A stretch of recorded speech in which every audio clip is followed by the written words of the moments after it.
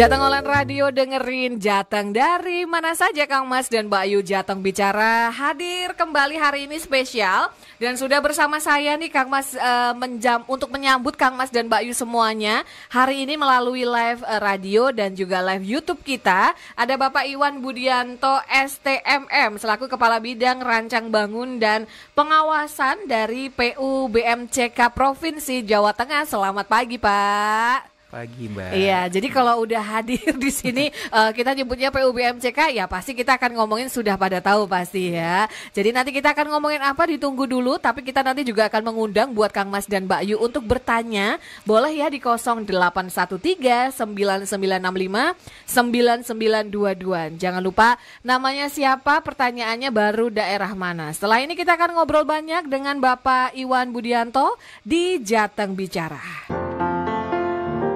Jateng Online Radio dengerin Jateng dari mana saja. Jateng Bicara nih Kang Mas dan Mbak Yu masih bersama dengan Bapak Iwan dari PUBMCK Provinsi Jawa Tengah. Dan hari ini kita mau ngomongin tentang Mas Lantas. Nah mungkin ada yang sudah tahu Mas Lantas itu apa, mungkin baru tahu, yang belum tahu biar makin tahu dan makin kenal dan bisa juga merasakan manfaatnya. Nah mungkin bisa disampaikan Mas Lantas itu apa sih Pak Iwan? Monggo silahkan. Baik Kang Mas dan Mbak Yu sekalian, jadi Mas Lantas itu merupakan singkatan dari Manajemen Ruas Jalan Tuntas dalam rangka upaya penanganan dan pemeliharaan jalan provinsi di Jawa Tengah. Iya. Jadi sebetulnya Mas Lantas ini merupakan kebijakan. Latar belakangnya kebijakan karena kita mempunyai berdasarkan Pergub 622/2 tahun 2023 bahwa panjang jalan Provinsi Jawa Tengah itu yang merupakan kewenangan provinsi adalah 2.440,12 km, terdiri dari 173 ruas jalan dan berada di 9 balai pengelolaan jalan di seluruh Jawa Tengah. Oke.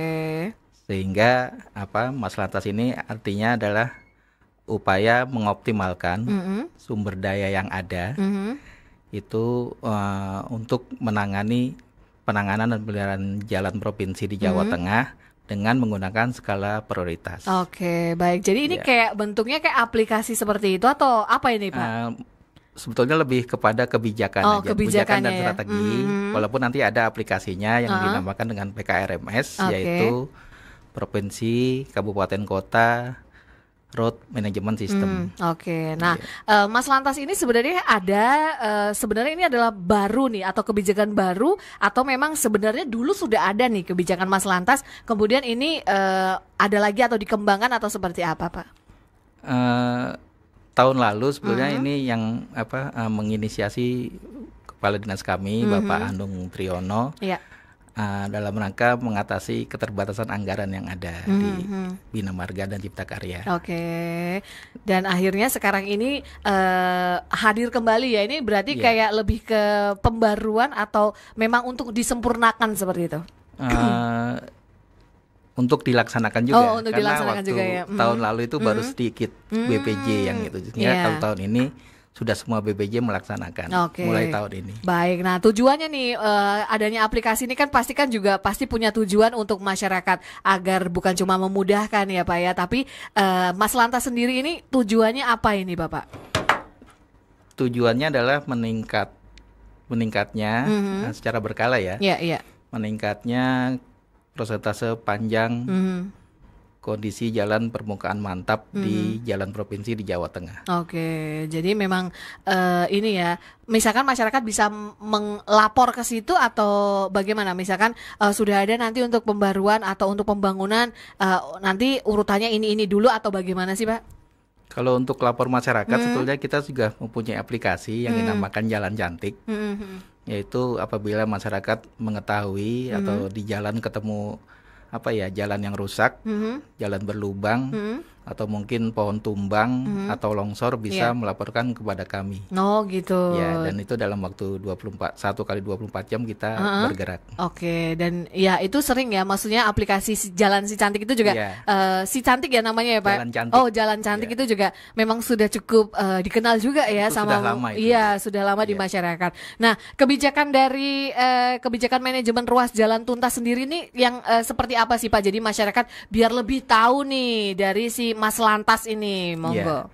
Jadi kebijakannya mengoptimalkan sumber daya yang ada melalui penanganan dan pemeliharaan jalan provinsi dengan menetapkan skala prioritas jalan di lokasi ruas jalan strategis Jawa Tengah. Lalu diutamakan penanganan satu ruas jalan itu sampai tuntas secara berkala sesuai ketersediaan anggaran baik yang berasal dari APBD maupun APBN. Oke. Lalu strateginya untuk meningkatkan kondisi permukaan mantap ruas jalan provinsi itu melalui kegiatan peningkatan, rehabilitasi dan pemeliharaan rutin. Oke, baik. Nah, kalau di kondisi jalan nih tahun 2024 di Jawa Tengah sendiri nih Pak Iwan, sejauh ini kan Pak Iwan juga sudah kemana-mana nih, maksudnya sudah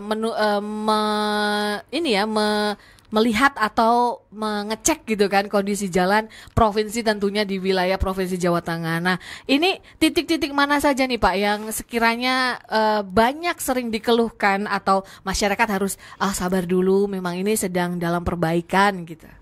Ya, yang utama dari sisi kemantapan jalannya secara umum dulu untuk Provinsi Jawa Tengah triwulan 1 2024 itu kemantapannya 89,67% triwulan 1. Triwulan 2 dengan adanya strategi Mas Lantas ini bertambah menjadi 90,62%. 90,62 itu tandanya berarti banyak jalan-jalan yang sebenarnya dulunya rusak atau mungkin tidak layak digunakan atau tidak layak dilewati, sekarang sudah mulai ini ya Pak ya, sudah mulai bagus dan bisa digunakan dengan baik gitu ya. Tapi keluhan paling banyak biasanya di daerah mana ini Pak? Ada di daerah Purwodadi. Oh, Purwodadi ya. Pati. Dan di Demak gitu juga sering. Demak ya, Demak Godong itu, tapi sekarang sudah sudah ada peningkatan juga. Nah, kenapa sih Pak? Maksudnya kan apa yang membuat daerah-daerah itu, karena kan itu kan sering banget nih dikeluhkan sama masyarakat. Kenapa daerah-daerah situ terus padahal sebenarnya juga sudah diperbaiki, nanti begitu lagi, diperbaiki nanti begitu lagi. Nah, mungkin bisa disampaikan nih, kira-kira apa sih yang membuat daerah-daerah itu sering banget terjadi kerusakan gitu? Jadi Kang Mas dan Mbak Yu sekalian, jadi di awal tahun 2024 kan kita tahu bersama hujannya sangat ekstrim. Betul. Sekitar Januari Maret ya itu ya. Sehingga aspal dan beton itu kan musuh utamanya air. Betul. Nah, dari situ Pantura Timur itu waktu itu kan juga tergenang berhari-hari ya, bahkan berminggu-minggu. Itu Demak, Jepara, Pati. Lah itu akhirnya terkelupas lah aspalnya itu. Dan itu panjang sekali, nggak membutuhkan biaya yang besar juga. Sampai-sampai pemerintah pusat juga membantu. Jadi benar. dari APBN juga ada. Iya. Bahkan sampai dulu kalau nggak salah juga sempat dikunjungi sama Pak Presiden juga ya Pak ya. Untuk hadir sampai Presiden pun turun tangan gitu kan ya. Nah, itu tadi ya sudah disampaikan oleh Pak Iwan masalahnya apa sih. Jadi jangan sering-sering mengeluh nih. Kalau berarti keluhan terbanyak nih di Jalan Cantik itu berarti daerah-daerah itu tadi ya Pak ya. Pantura Timur. Oke, itu tadi ya Kang Mas dan Mbak Yu, kita baru aja nih ngebahas tentang sedikit Mas Lantas itu tadi. Nah, buat yang ingin bertanya boleh ya disampaikan di 0813 9965 9922. Pertanyaannya apa? Baru dari daerah mana? Setelah ini kita akan jawab nanti pertanyaan yang masuk dan kita nanti akan lanjut ngobrol-ngobrol lagi. Jangan kemana-mana, tetap di Jateng Bicara.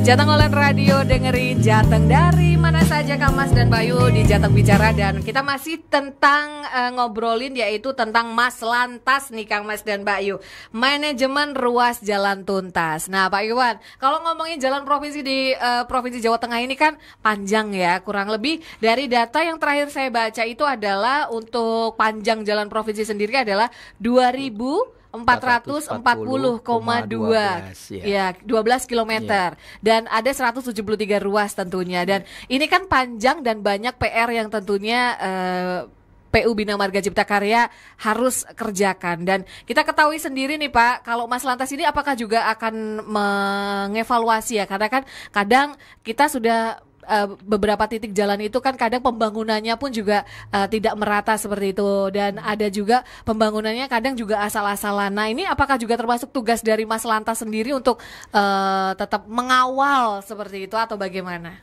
Ya, terima kasih. Jadi Kang Mas dan Mbak Yu sekalian, memang tugas Mas Lantas nanti adanya evaluasi dan pembaruan ke depannya setiap tahunnya.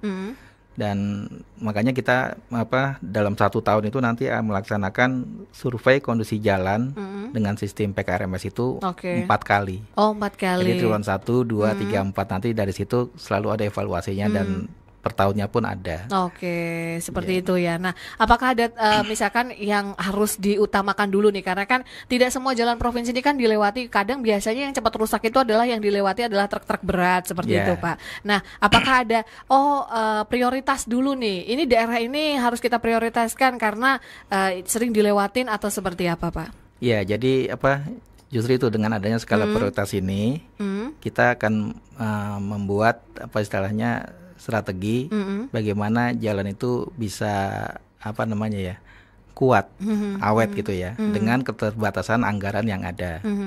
Dan dalam hal ini yang kita prioritaskan saat ini adalah daerah-daerah yang merupakan konektivitas daerah yang strategis, baik itu pariwisata, terus sentra produksi pangan, atau untuk daerah-daerah yang di perbatasan, Jabar Jatim,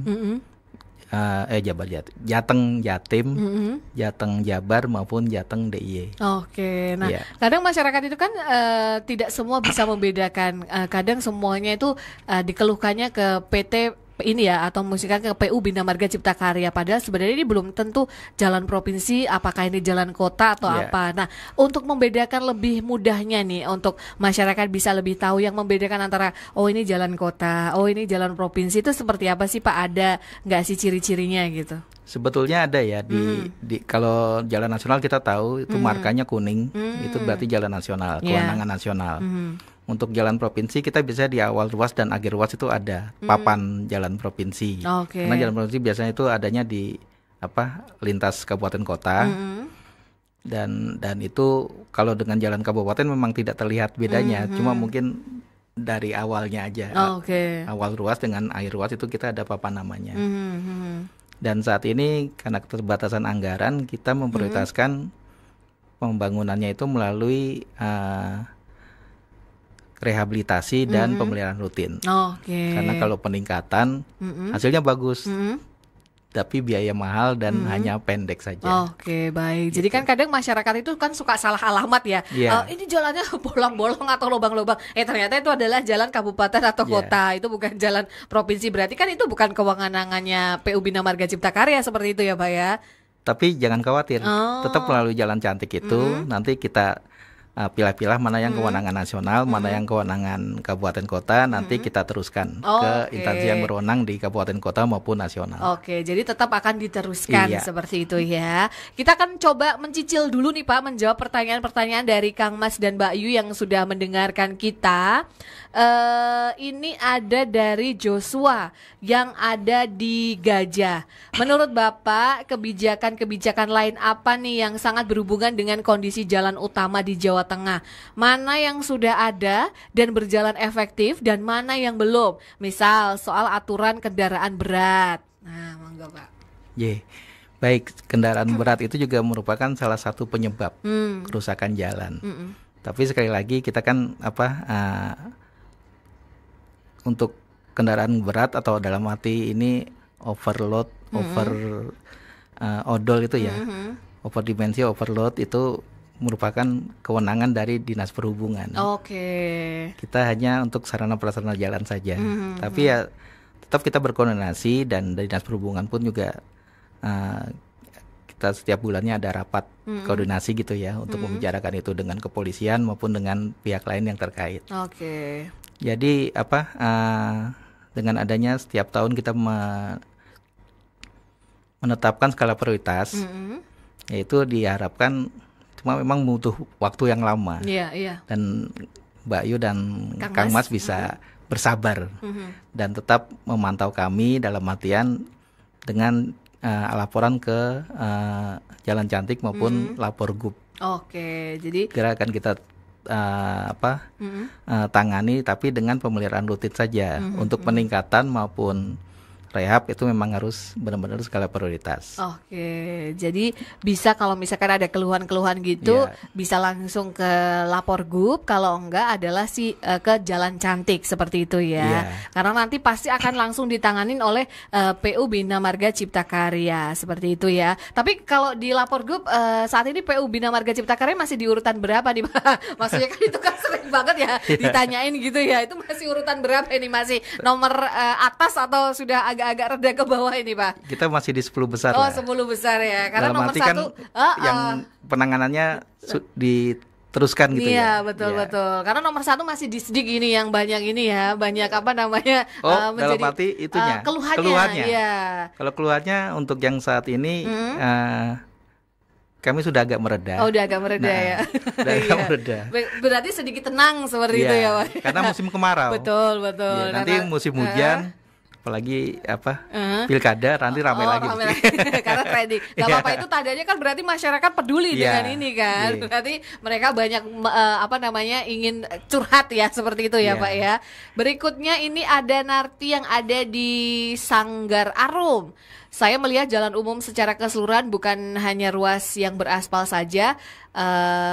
Apakah minimal penerangan di jalan, apakah minimnya penerangan di jalan umum, terus penggunaan trotoar atau bahu jalan untuk kegiatan niaga masuk dalam wilayah Mas Lantas, termasuk keamanan rambu-rambu jalan. Nah, mungkin minimnya penerangan ini dikeluhkan satu Pak. Yang nomor 2 ini adalah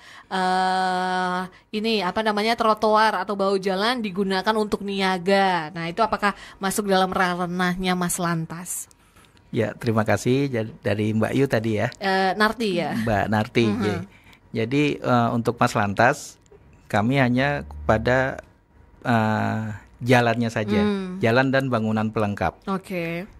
Untuk lampu atau PJU itu ada di kewenangan di sub lagi. Oke, lampu ini di sub ya. Di sub lagi, dan itu sering banget itu, makanya kita kalau bicara ada keluhan seperti itu kami teruskan ke Dinas Perhubungan. Lalu untuk trotoar, memang sebetulnya kan trotoar bukan untuk niaga, untuk jalan kaki kan, pejalan kaki. Ya, jadi dan belum semua jalan provinsi itu ada trotoarnya juga, paling hanya di daerah perkotaan. Tapi nanti kedepannya kalaupun ini memungkinkan pasti juga akan disediakan seperti itu ya Pak ya? Iya. Kalau sebagai contoh mungkin di Brigjen Sudiarto kan sekarang sedang dilakukan peningkatan itu. Berarti sebenarnya kalau untuk masalah trotoar ini juga ranahnya tetap di PUBM CK Bina Marga Cipta Karya ini ya Pak ya, atau bagaimana? Kalau contoh di Brigjen Sudiarto itu ada di Kota Semarang. Jadi membagi-bagi tugas kita. Seperti itu ya Mbak Narti yang ada di Sanggar Arum.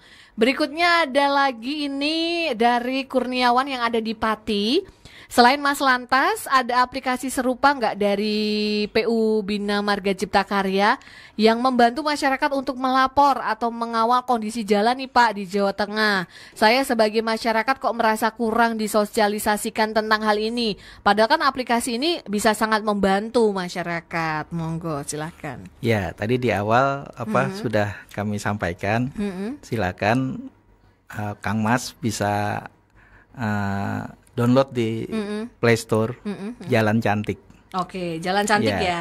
Jalan Cantik.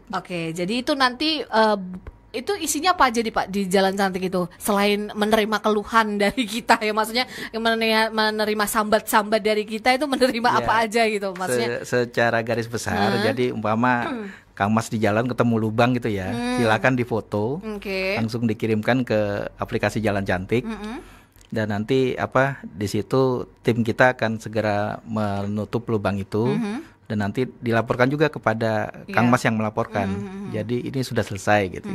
Oke, seperti itu ya. Jadi Mbak siapa tadi ini saya kok lupa. Oh, Mas Kurniawan yang ada di Pati bisa langsung download aplikasi Jalan Cantik. Baik. Nah, kita kan kembali lagi ngomongin Mas Lantas. Mas Lantas ini kan sebenarnya kebijakannya bagus nih ya Pak. Maksudnya kan sangat membantu juga nih dan memudahkan untuk tentunya pembangunan jalan. Nah, ini kan sempat dimunculkan lagi. Nah, mungkin ada nggak sih Pak kebijakan-kebijakan baru yang mungkin akan baru diterapkan di Mas Lantas yang baru ini dibandingkan yang tahun sebelumnya?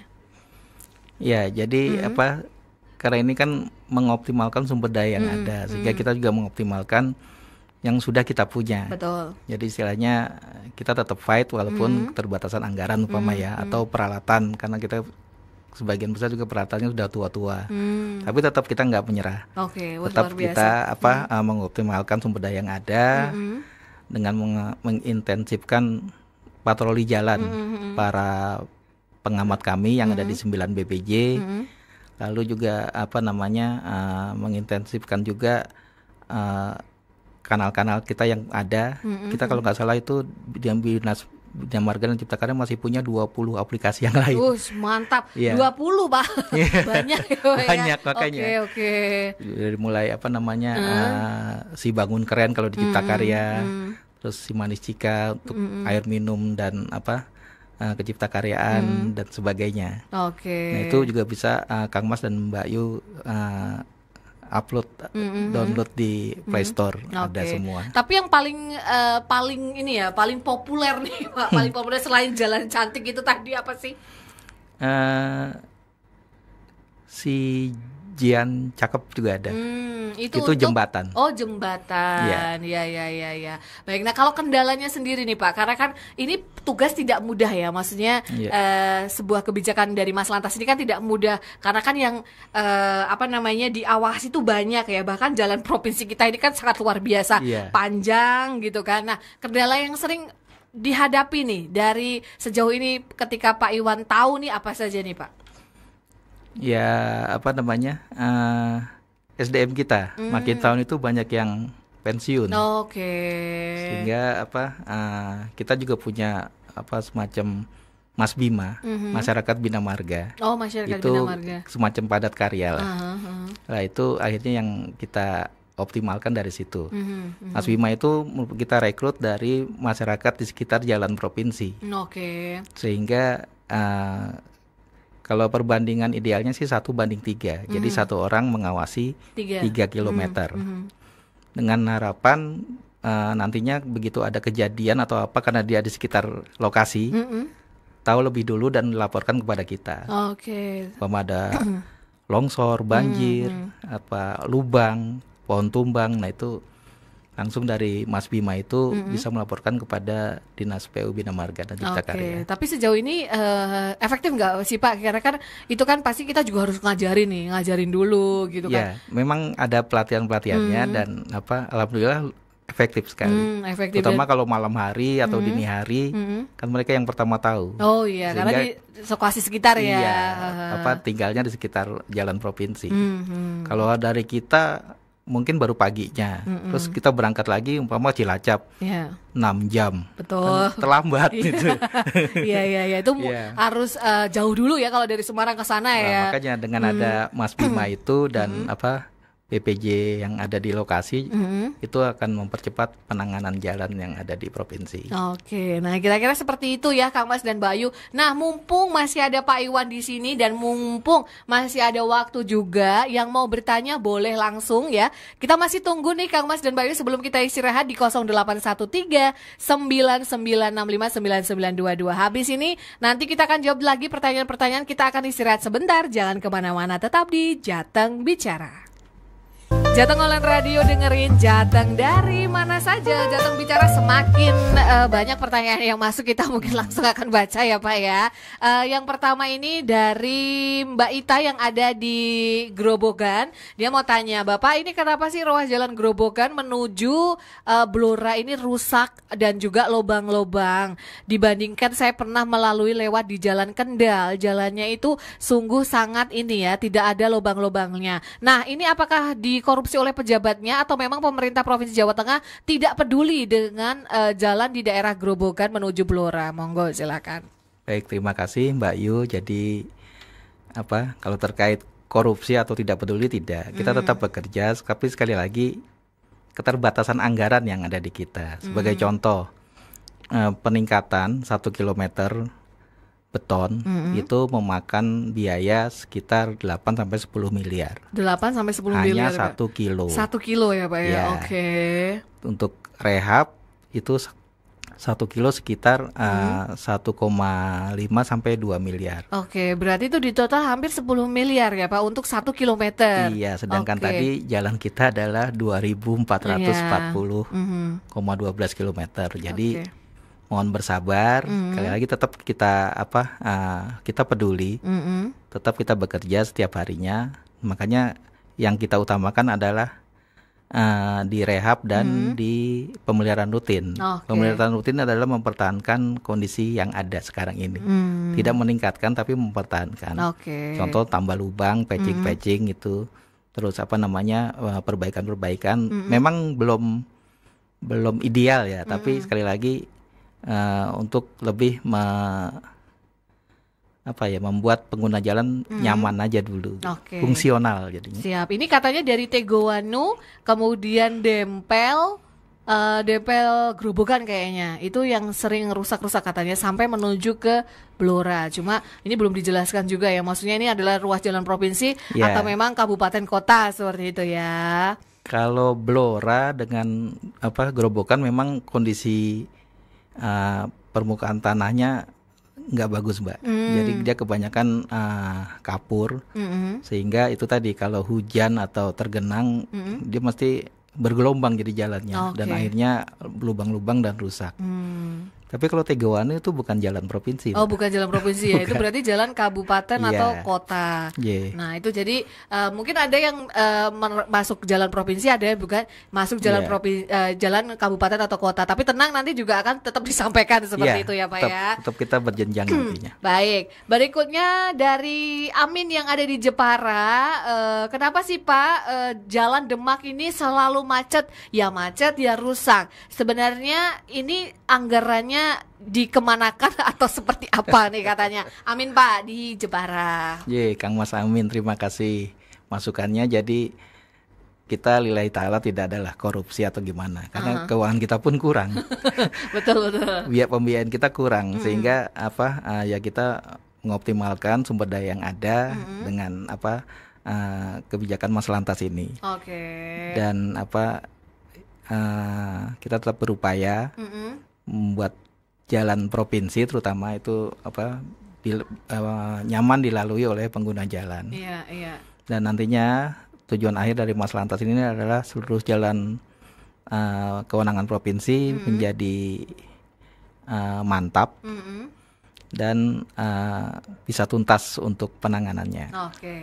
Siap, seperti itu ya. Jadi jangan mikir yang aneh-aneh dulu, karena juga sudah berupaya sebagaimanapun dengan anggaran yang terbatas pun juga sudah bagaimana caranya nih jalannya semuanya bisa teratasi seperti itu ya Pak ya. Jadi tetap tenang, tetap positive thinking lah Kang Mas dan Mbak Yu ya. Berikutnya ini tidak ada namanya Pak, tapi usul katanya Jalan Wonosobo ke Dieng dilanjutkan dilebarkan biar tuntas. Tiap weekend dan masa liburan ini macet karena masih sempit katanya Pak. Ya, itu memang fenomena yang ada di Jawa Tengah, terutama masa liburan ya. Apalagi nih Dieng nanti akan ramai nih Pak Agustus ya. Ya, Dieng Festival. Dengan ada saljunya kalau pagi hari ini sudah -7, minus 1,7 itu. Jadi untuk Dieng itu juga perlu dipisahkan juga antara jalan kewenangan provinsi maupun kabupaten kota. Kalau yang terlihat di mana? Di viral di YouTube dan sebagainya, itu saya tahu itu di jalan kabupaten kota. Oh, kabupaten kota. Kalau kita itu beberapa jalan di pariwisata Dieng sudah mendapat penanganan baik dari provinsi maupun APBN. Dan itu lumayan panjang itu. Iya, oke. Jadi harap bersabar seperti itu ya. Karena memang ini sudah diupayakan ya Pak. Maksudnya kan PU pun juga sudah tahu gitu kan. Jadi buat karena tidak ada namanya, tetap bersabar ya Mas ya. Berikutnya kita akan menuju ke Pak Gino yang ada di Ungaran. Wah, ini kayak bapak saya nih, tapi semoga bukan ya. Kalau air menjadi musuh utama bagi keawetan jalan aspal dan beton, nampaknya sistem drainase yang bagus menjadi PR besar nih Pak. Kendala apa sih Pak yang sering ditemui di lapangan untuk membangun sistem drainase jalan yang bagus? Ya, ini pertanyaan bagus sekali dari Kang Mas Gino ya. Iya, di Ungaran nih Pak. Ya memang saat ini kondisi drainase kita jujur tidak baik. Karena apa? Karena setiap kita meningkatkan jalan itu selalu komplit ada drainase kiri kanan. Tapi sekali lagi mohon bantuan masyarakat juga sekitar jalan provinsi. Mohon dengan sangat drainasenya jangan ditutup.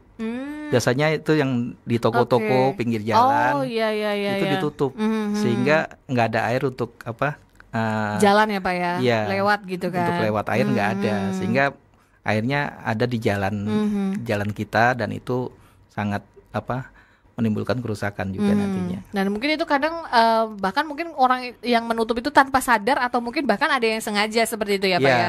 Sengaja, padahal sebenarnya itu juga sangat ngefeknya banyak ya. Karena kalau yang ditutup banyak kan juga otomatis kan air pun juga tidak bisa lancar gitu kan. Tidak ada tempat untuk air mengalir. Nah itu, cuma memang sudah ada upaya gitu ya Pak. Maksudnya untuk mengatasi drainase ini. Karena kan memang ada beberapa daerah-daerah yang kalau hujan sedikit aja banjir. Apalagi hujannya yang deres banget pasti banjir banget gitu Pak. Ya itu, dengan Mas Bima kita. Itu tiap hari tugas mereka itu babat rumput, membersihkan saluran, membersihkan jembatan, gorong-gorong itu. Jadi sekali lagi mohon kesadaran masyarakat sekitar jalan agar tidak menyumbat atau menutup drainase yang ada di kiri kanan jalan. Oke, baik. Ini Pak ada lagi nih Pak, lanjut kita baca ya, nggak apa-apa ya Pak. Ada Penny yang ada di Wahidin. Kalau saya pikir jalan-jalan utama kita ini banyak yang rusak karena makin banyaknya emak-emak yang belanja online. Jadi jalanan makin ramai dengan kendaraan-kendaraan berat berisi paket belanjaan mereka Pak, katanya. Ya, ini pengamat jalan kayaknya ini ya. Tapi ya bukan ya itu juga gitu ya. Memang beberapa titik memang jalur alat berat seperti itu ya Pak ya. Iya, ya itu kembali lagi ke odol itu. Over dimensi, overload. Jadi kadang kendaraan nggak cuma kendaraan berat, tapi masih ditambah ukurannya, tambah panjang, tambah berat. Nah itu sangat merusak jalan kalau lewat itu. Nah ini boleh dikomen ini Pak, gara-gara yang disalahin adalah mak-mak sering belanja online nih Pak ya. Jangan, bukan mak-mak juga ya. Jadi itu tetap roda perekonomian berputar ya. Baik, mungkin itu dulu yang akan kita baca. Yang lainnya yang baru aja masuk, mohon maaf kalau misalkan tidak cukup waktunya nih Kang Mas dan Mbak Yu. Nanti kita akan mendengarkan closing statement dari Pak Iwan ya, karena waktunya ternyata gak kerasa sudah mau habis ini Pak ya. Kita akan istirahat sebentar nih Kang Mas dan Mbak Yu, habis ini kita akan kembali lagi. Jateng Online Radio, dengerin Jateng dari mana saja. Kang Mas dan Mbak Yu, kita sudah di akhir acara ya. Closing statement dari Pak Iwan ya tentang Mas Lantas. Monggo silahkan Pak. Baik, terima kasih Kang Mas dan Mbak Yu sekalian di Jawa Tengah. Jadi Mas Lantas ini memang masih butuh proses dan tidak bisa diselesaikan dengan 1 atau 2 tahun. Sekali lagi, dengan banyaknya ruas jalan provinsi yang ada di Jawa Tengah, yaitu 173 ruas jalan di 9 BPJ se-Jawa Tengah, akan kita teruskan dan tingkatkan kebijakan Mas Lantas ini. Dan tadi juga ada yang lupa saya, jadi Mas Lantas ini juga mempopulerkan asbuton. Asbuton, apa itu Bapak? Asbuton itu aspal buton, yang merupakan produk lokal dalam rangka meningkatkan kandungan dalam negeri, TKDN. Sehingga kita tidak sering membeli barang impor gitu. Betul. Dan menghemat juga ya, seperti itu ya Pak ya. Itu lebih murah juga. Dan itu juga ditekankan oleh Presiden kita untuk dilaksanakan di seluruh Indonesia. Baik. Dan Jawa Tengah mungkin yang pertama mungkin yang mempopulerkan asbuton, terutama di Dinas PU Bina Marga dan Cipta Karya. Mantap. Lalu terkait kondisi yang ada sekarang, sekali lagi mohon bantuan Kang Mas dan Mbak Yu untuk selalu mengawasi jalan provinsi yang ada dengan melaporkan hal-hal yang terjadi di jalan provinsi melalui kanal tadi aplikasi Jalan Cantik. Kami tunggu laporannya dan sekali lagi manajemen jalan tuntas tujuannya akhir adalah meningkatnya persentase kondisi permukaan jalan mantap untuk jalan provinsi setiap tahunnya secara berkala dan pada akhirnya seluruh ruas jalan provinsi dapat tuntas penanganannya. Perlu diketahui saat ini ruas jalan yang tuntas penanganannya itu baru 46 dari 173. Dari 173 ruas ya. PR-nya masih panjang nih, Pak. Mohon bersabar Kang Mas dan Mbak Yu dan mohon doa maupun dukungannya sekarang. Siap. Terima kasih. Baik kalau begitu, terima kasih dan sukses untuk Baslantasnya Pak, karena kan ini juga sangat bermanfaat ya, dan tentunya bisa membantu dan juga untuk pastinya yang merasakan manfaatnya adalah masyarakat Jawa Tengah juga. Dan buat Kang Mas dan Mbak Yu yang belum sempat terbaca di Jateng Radio ini, nanti bisa langsung menuju ke Jalan Cantik aplikasinya, bisa langsung ke situ dan bisa dikawal terus ya Pak, maksudnya kalau ada keluhan ada apa langsung dilaporkan. Tapi kalau ada yang bagus jangan lupa ya dipuji. Ya. Baik, kalau begitu terima kasih Pak Iwan yang sudah hadir di Jateng Bicara, sharing-sharing kita ini semoga bermanfaat tentunya dan juga bisa ini ya menambah pengetahuan kita. Jadi masyarakat bisa lebih tahu lagi, oh ini jalan provinsi, oh ini jalan kota, terus bagaimana kita harus mengadu dan kita harus bersabar tentunya karena ruasnya itu ada 173 ruas nih Kak Was dan Mbak Yu dan keterbatasan SDM juga karena kan juga harus dibagi-bagi ya Bapak ya, tapi insya Allah semuanya diupayakan agar semua jalan di Provinsi Jawa Tengah ini bagus seperti itu ya. Kalau terlambat mendengarkan live radio atau terlambat melihat tayangan YouTube, nanti kita akan posting di YouTube channel kita nih Kang Mas dan Mbak Yu, semua informasi ada di situ. Kalau begitu saya Dian Risti pamit dari Jateng Bicara beserta Bapak Iwan Budianto dari PU Bina Marga Cipta Karya. Mohon maaf kalau ada salah-salah kata. Selamat siang.